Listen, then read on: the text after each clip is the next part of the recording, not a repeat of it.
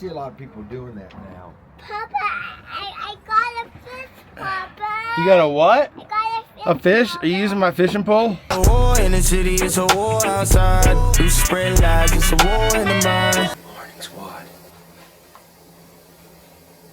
Got one headlamp.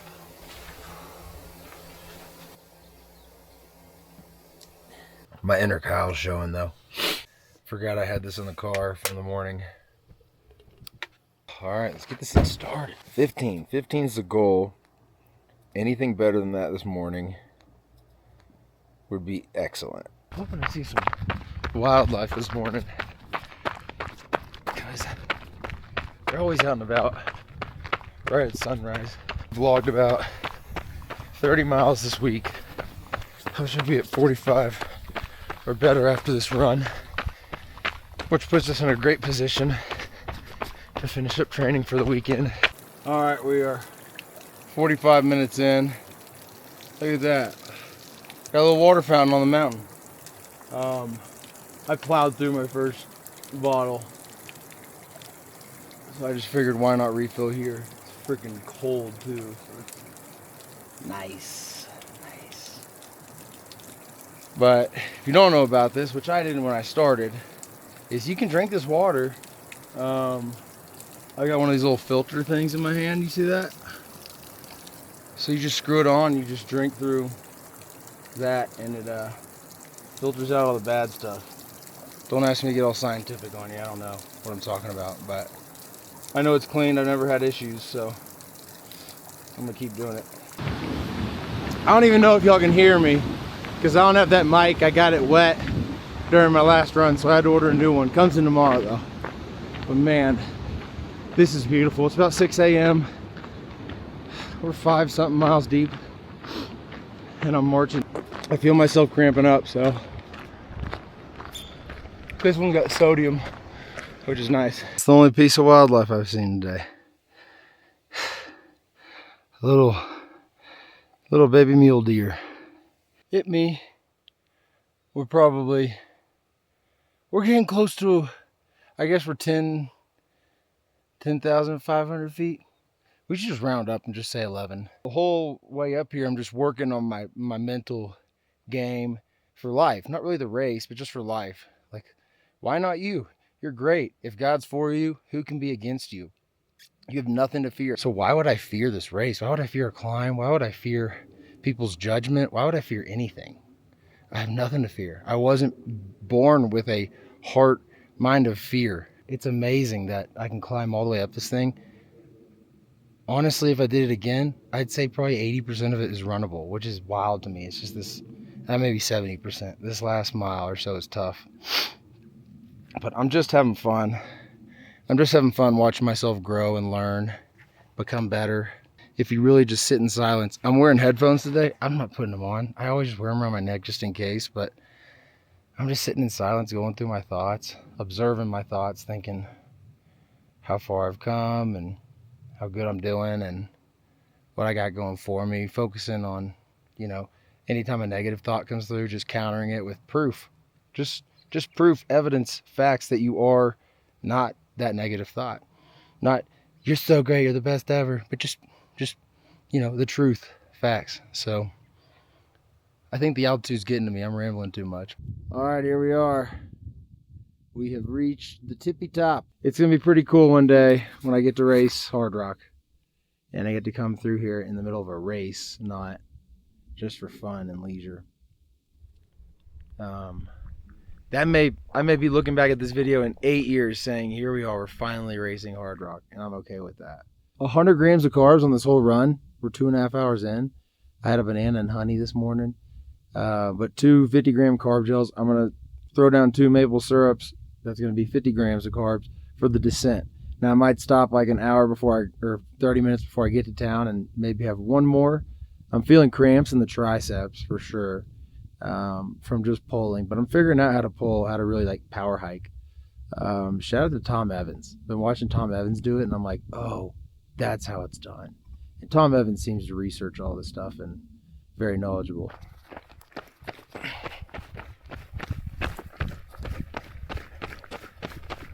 I just want y'all to know filming this and running, I am not good at. Especially when it's a little technical and steep, but I'm getting better at it. Pretty easy to find gratitude out here, right? I would say so. I can look at my mug for a second.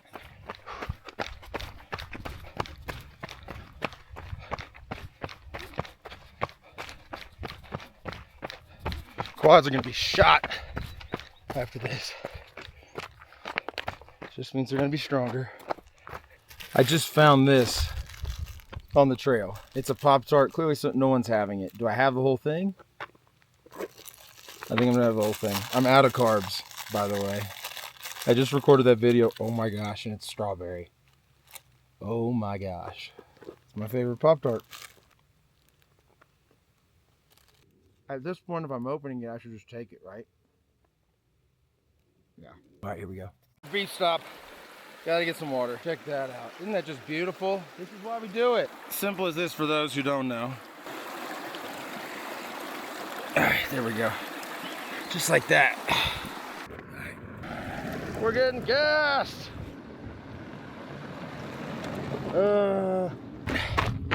Last mile's a fast mile. We're going like a 7-minute clip down this hill. Ooh, that's town right there. 20 miles on the morning. Come on, baby. I bet 5,000 feet in gain. Maybe slightly less, I don't know. I'm not really sure. But legs are gonna earn some recovery today. But I don't know if I'm gonna get that, honestly. I think we got plans to do a lot of walking, so whatever. The goal is time on the feet. Any vertical gain is a bonus. We're nailing that right now, baby.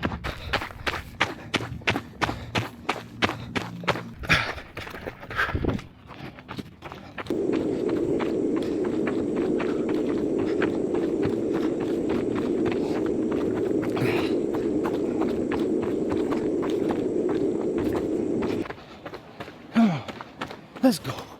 Let's go. We're done. 20, almost 21, something like that. Let the day begin.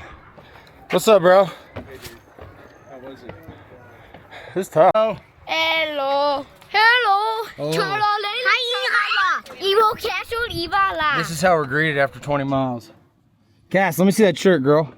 Turn around. Who is that on your shirt? Who's on your shirt? Who is that on your shirt? Not a shirt.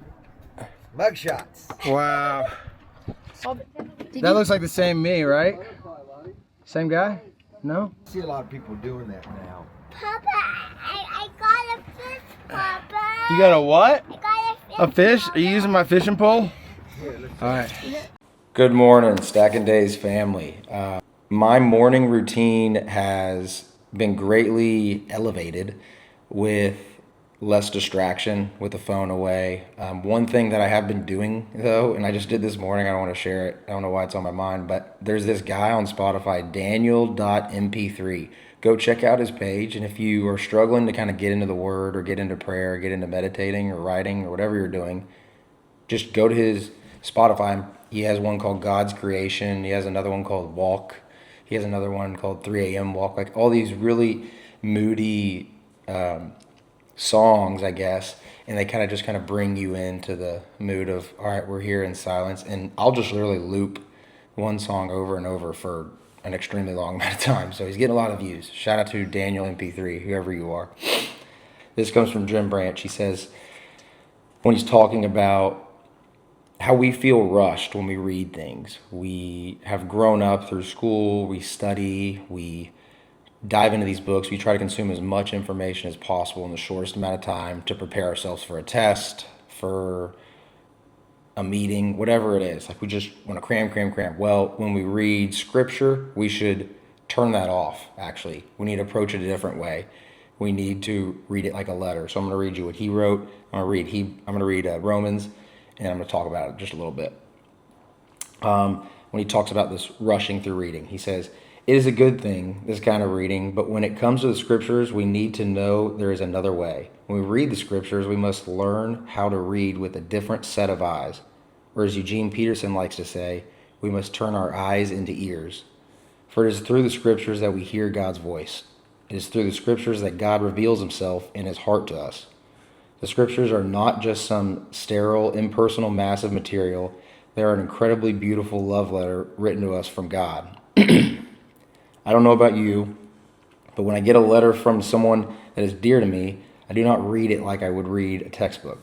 I take that letter to a quiet place where I will not be interrupted, and I read every single line, every single word. As a matter of fact, I read between the lines. I read it slowly, stopping from time to time to consider the depths of what I just read, and I savor it and try to enjoy every single bit of it. I read it in a way that allows me to hear the voice of the one I love in and through the text. And when I am finished reading it, I read it again and again. I read it not for the information, but for formation. Not to work on the text, but to let the text work on me. I do this because of the love for the one who wrote it. I want to fully know that love. I want to be captured by that love. I want to hear and experience every bit of that love and affection. So it is for each of us when we read the Word of God. It is God's letter of love and affection to each of us, meant to capture our hearts and kindle our affections. So well said. I definitely underlined turn our eyes into ears. Something I need to do much more often. You got two of these, you got one of these. I love to speak, I love to, like I was talking about earlier. Be quick to listen, slow to speak, slow to anger. We learned this in the book of James. So with that being said, even though you're listening to this and you're not reading it, you can read along with me if you want. Romans 12, I'm going to start with verse 9, end at verse 21. Marks of a true Christian. Let love be genuine, abhor what is evil, and hold fast to what is good. Love one another with brotherly affection. Outdo one another, showing honor. Do not be slothful in zeal, be fervent in spirit, serve the Lord. Rejoice in hope, be patient in tribulation, be constant in prayer. Contribute to the needs of the saints and seek to show hospitality. Bless those who persecute you. Bless and do not curse them. Rejoice with those who rejoice. Weep with those who weep. Live in harmony with one another. Do not be haughty, but associate with the lowly. Never be wise in your own sight. Repay no one evil for evil, but give it thought to do what is honorable in the sight of all. If possible, so far as it depends on you, live peaceably with all. Beloved, never avenge yourselves, but leave it to the wrath of God, for it is written, Vengeance is mine, I will repay, says the Lord. To the contrary, if your enemy is hungry, feed him. If he is thirsty, give him something to drink, for by doing so you will heap burning coals on his head. Do not be overcome by evil, but overcome evil with good. Love the last one. Do not be overcome with evil, but overcome evil with good. Do not be quick to anger. Do not be quick to speak. Be quick to listen. And I read these sort of things, and I think to myself, it's just such a perfect way to encapsulate what it means to be a follower of God, to let him be in control, turning your eyes into ears. Right now I'm working with a guy named Drake Davis. If you don't know Drake Davis, you need to check out SIP. You need to check out Stay in Process. You check out what he throws down on Instagram. It's free gold. I found him, and I was like, this dude and I would get along so well. We see eye to eye on so many things, and I just love what he says. It's hard for me to not interject and say, yeah, when we're talking, but I've started working with Drake, and it's just a great fit. I just think the world of him, so go check out Drake Davis. Actually, he has a great podcast, too. You should listen to this, and you should also listen to Drake's podcast, because it's way better. Anyways, something that he always says is, you're always practicing something. And what he really talked about is what you measure will improve. So if you look at your bank account, or you look at your body and your physique, the things you pay attention to, the things you kind of consume yourself with, they will improve. So rather than focusing on like material things and things that don't really matter, I'm working on my heart posture. I'm working on how I treat others, on how I listen to others. Am I sympathetic, or am I always thinking of my own thoughts? Am I being quick to listen? Am I being slow to speak and slow to anger? I'm really trying to be present with other people and my internal dialogue while I'm out there racing and training for this 100-miler. One thing I talked to Drake about was, when I get into a difficult moment, I feel like I have to acknowledge it out loud and say like, oh, my calves are cramping, I'm not moving as fast, man, I really don't feel good. And I feel like, especially when I'm training with someone, I have to tell them and make an excuse for what I feel like is a poor performance, and starting to speak negatively. And instead, he says, no, it's good you recognize this. You're recognizing this in the moment, and you're countering it with this proof of what you know to be true. So I'm really just listening and being an observer of the thought, being an observer of what's going on without giving into it. And so I feel like I am improving that piece of myself. Keep stacking days, and I'll catch you guys in the next one. All right. Try it again. Sorry, I got to record something on a video. We are headed to Apex Coaching and Performance Center in Boulder. Just flew into Denver. You might recognize the name. This is where I met Ben, and we did our little sit-down session. His coach, Neil, is going to help me out. Something I've been struggling a lot with my training is my carb intake. So really measuring out, how many carbs per hour I need to be consuming. And I'm really trying to get a little more analytical with it, because in Ironman California, 348 marathon, I should have done way better than that. A lot of that problem was in the first 20-30 minutes, I started getting a lot of gut distress. So we're trying to figure out exactly how much I should be consuming, when to consume it. I'm taking more of an approach of, if a lot of work is ahead of me, like a climb, I'll probably be consuming more 20 minutes before that. If I'm going to more of a descent, we'll probably dial it back 30-40%. And maybe Neil tells me that's wrong. That's just in my mind right now, and I want to get that number.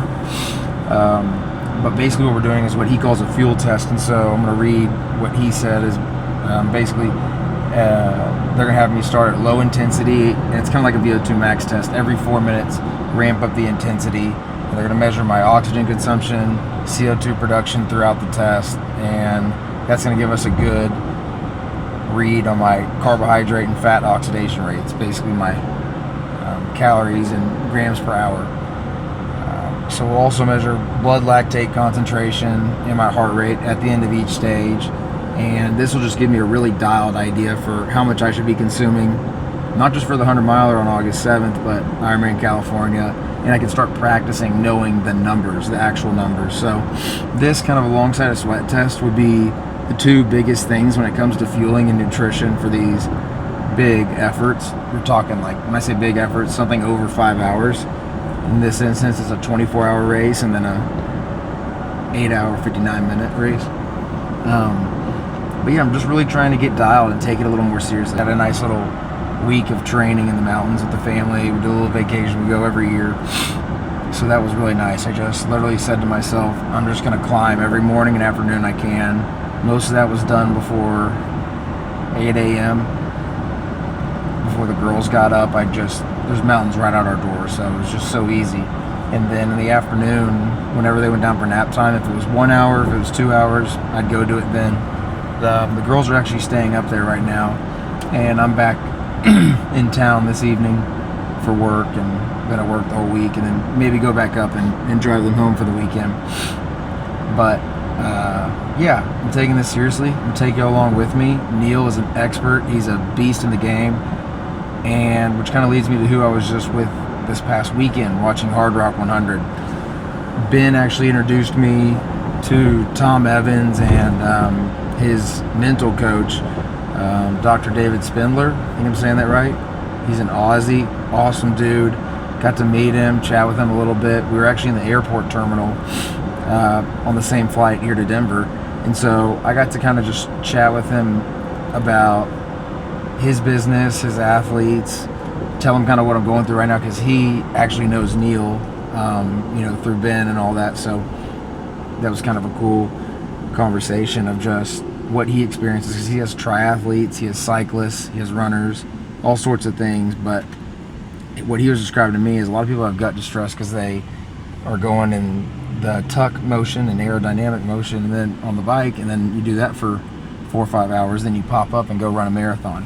And so the two different body positions throw people off. So we're gonna try and fix that. I think that is really similar in ultra marathon where you're going up, down, climb, sit down at aid station, climb, blah, blah. You know, you're just moving your body a lot. So yeah, naturally after, you know, 10, 15 hours of eating, your gut's not going to love it. So incorporating things like bacon and greasy foods has always helped, but we're gonna get this stuff dialed. I'm gonna show you guys all the secrets for free. You just gotta keep watching the videos, I guess. But I feel like it's really helpful information, stuff I wish I'd have known. All right, we're about to pull up the place, so that's where I'll catch on next. Okay, good. All right, great. Well, so I don't mean to like make it an interview system, no so we problem. don't. But we're gonna do fuel test. Fuel test. So You could probably tell the camera better than what I could. Yeah, effectively. This is Neil, the GOAT of training, endurance training, and everything. I just explained him on the drive over here, but tell them kind of what we're doing. Yeah, so we're going to do basically kind of two things. We're going to be looking at your metabolism by oxygen consumption and CO2 production. Yeah. Those two numbers using the metabolic cart tell us how much carbohydrate and fat you're utilizing at these different intensities. So we'll be able to look at that by pace as well as heart rate. We'll also do some things with grade as well because you're not running the whole time, especially on those steep long climbs. Yeah.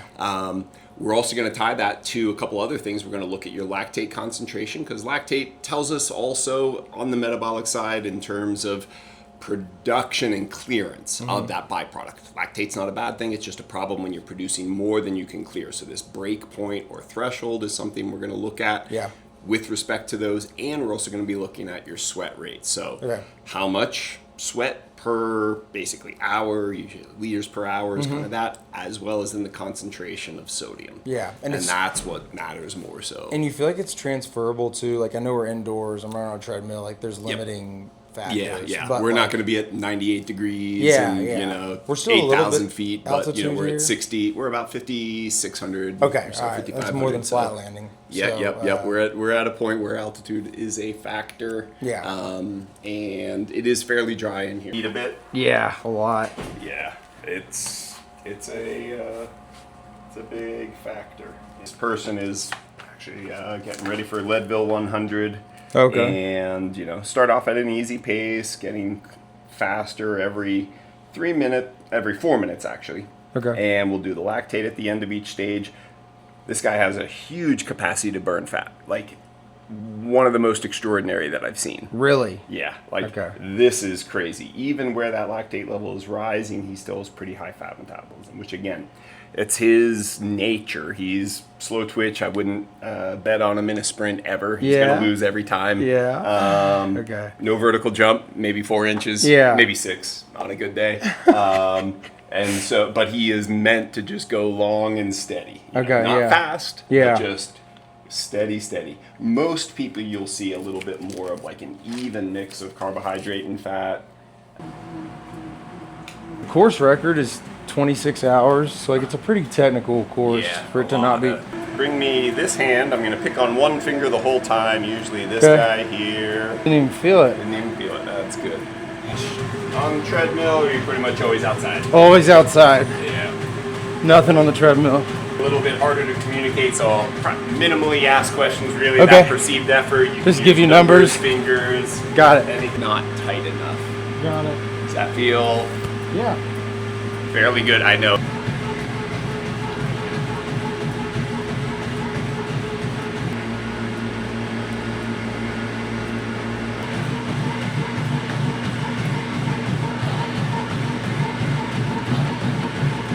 All right.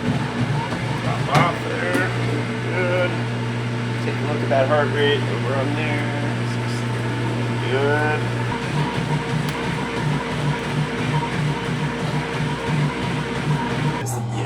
Going along here versus time, so these are the running stages. That's not good. I think we're good. I think we're alive. All right. Walking, your respiration rate is so much lower. The VO2 is even lower as well. That last stage, we did see a rise in lactate. Not as high as it was. Not nearly. But clearly walking, there's efficiency there Yeah. that you'll have to consider when you're going on steeper inclines. Yeah. Keeping that heart rate, and we're going to look, a little bit at both the energy expenditure between the running and the walking with those heart rates as well. And obviously footing won't be the same as a nice Correct, treadmill. exactly. So, yeah. Not quite as smooth. I feel like it'll probably take me actually seeing this to believe that, yeah, buddy, you have to hike. You can't just run. Yeah. And at the beginning here, you're burning more carbohydrate than fat at this heart rate, 136. Lactate level nice and stable. There was a little bump from these numbers on the lactate are times 100 because the scale on the axis. So that's 1 millimole, 1.2, 1.6, 2.2, and 3.5. So the lactate portion, this break point is over here. Yeah. It's not uncommon that people burn almost all or completely carbohydrate. Okay. Once we're at that threshold. One thing that there's kind of the type of athlete that you are. Yeah. That you have more fast twitch muscle fiber available. And that is going to be using more carbohydrate at every intensity. And so you're going to need to monitor your intake for sure. We're going to get this on the walk as well.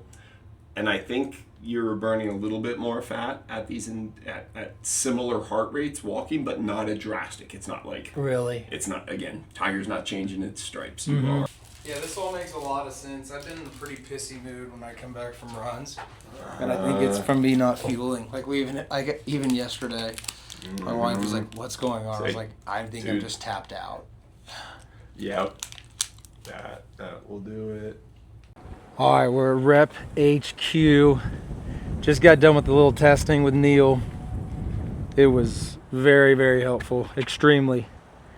But it's hot. It's like as hot as Texas here. So now we're gonna check out Rep. John from Rep helped me get my whole garage gym ready. And I was like, dude, I'll be in town. Let me come check out y'all's spot. So here we are. Let's go.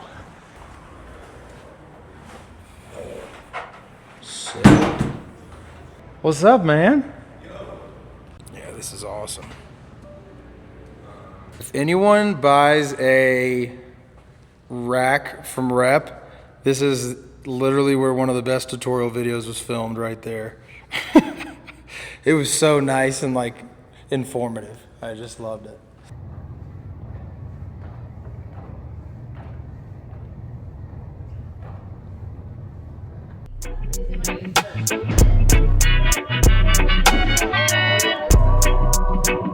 Okay.